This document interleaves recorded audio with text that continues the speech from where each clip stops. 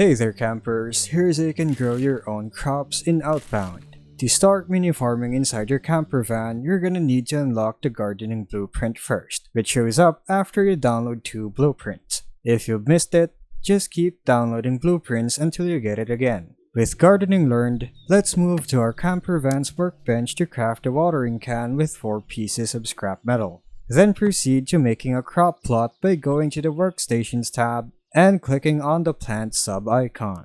Just place the plot on any available space in your van. Then pick any plant from your surrounding area that you want to grow, like roadberries for food supply or ginger for healing. Then go back to your crop plot and click on the plot itself, not the dirt, to open the planting window. Click on the empty box to select the crop you want to plant. After choosing your desired crops, don't forget to water them before you move on to the next day. Some plants grow after just a day like roadberries, while ginger would take a few more days before you can harvest them. After harvesting the mature crops, just repeat the process again of growing them and you'll have an abundance of resources in no time. And that's all of it. If you found this video helpful, don't forget to like and subscribe for more straightforward guides.